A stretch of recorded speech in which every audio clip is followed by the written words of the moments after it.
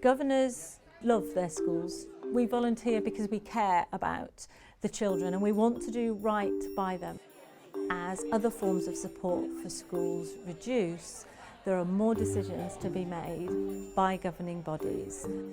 So we've got to be more independent-minded, more confident, and indeed perhaps more challenging of our school leaders.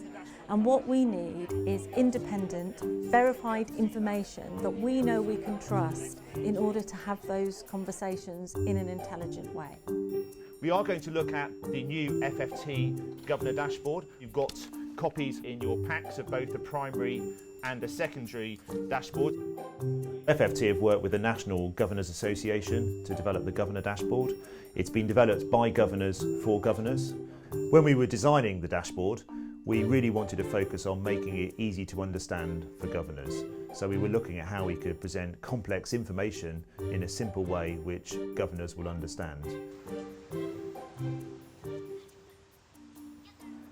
We provide our leadership team and governors with the FFT dashboard, which gives them a summary of how the school are performing. It's very user-friendly with graphs and tables and lots of colour, and it's easy to identify strengths and weaknesses. The traditional sources of data are things like Raise Online, and that is very, very useful. There's a lot of data there, but it's not the most user-friendly format unless you're a statistician or you absolutely love the numbers and analyses that are set out there. I think the Governor Dashboard, the FFT Governor Dashboard, is very good in the way it's formatted. I think it's an inclusive tool because it presents data numerically, it presents it graphically, and it presents it in sort of red-green pictures, if you like. So whatever your predisposition to being able to analyse data, even those who don't like data, I think it's quite a user-friendly tool. The latest one has just come out. I downloaded yesterday and then sent the electronic version round to all my fellow governors so they could have a look at it. Just so that it's something extra that they have, that they can see and quickly grasp what's happening. You can just look at the achievement. I mean, if this is a dashboard, we're a turbocharged school. When we look at pupil results, we've picked out one or two indicators that are the most important indicators for governors to look at so they can see how their pupils are performing compared to the national average. We also look at pupil progress and we see how much progress pupils make over time, and we present that in gauges so that governors can very easily see how their schools perform. I came across the Governor Data Dashboard last year. I like the way that it's divided the attainment and the progress, so you can look at the raw attainment and you can look at the progress. So I think that's incredibly useful. Now I'm going to ask you to summarise. I also like the past performance and the future estimates because that gives you an idea of what your cohorts are like.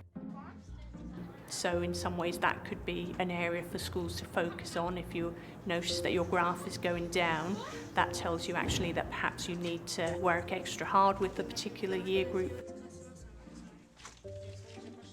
It's really interesting to have the forward predictions on the FFT dashboard because we don't get that from any other source. That's particular to FFT. And what they're doing is trying to raise aspirations by saying your school could achieve as well as the top quartile of schools in the country.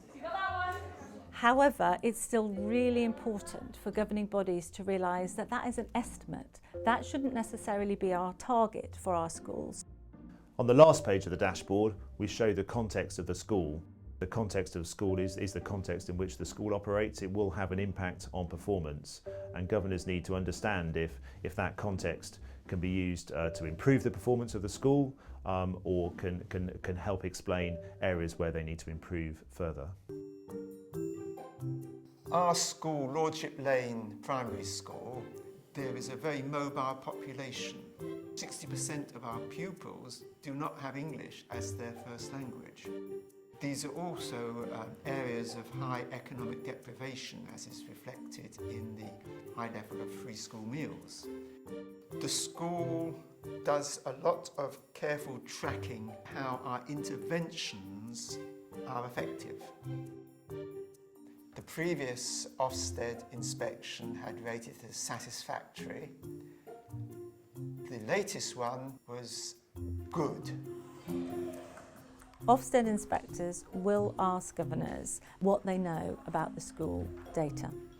So Ofsted inspectors will be impressed by the fact that a governor can pull this out of their pocket and say, look, I know how this school's doing because I've seen this and it tells me.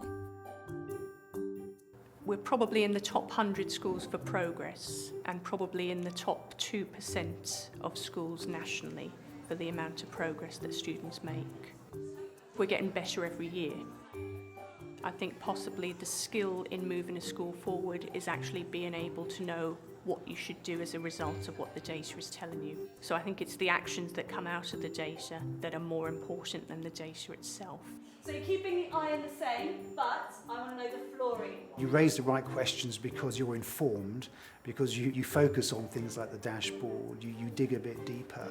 And the challenge is questioning why strategies are deployed. And the more you have governors who have other skills as well, I think you get a much richer conversation, a much better sort of discussion of the issues and topics that the schools need to discuss. The only reason data is important is what you do with the data. And so from that point of view, the data has to be shared and it has to be understood by everybody. I would definitely recommend the FFT dashboard to other schools, not just for the governors, but I think their whole staff should have access to it because I think it's a high-level summary, I think it's easily digestible, and I think a really useful exercise to do would be to give it to governors and teachers and say, come back and ask us questions about it. It is really exciting that governors now have easy access to information that lets them know how their school is doing. This information is something that we can all use, so there really is no excuse for us not to do our job properly.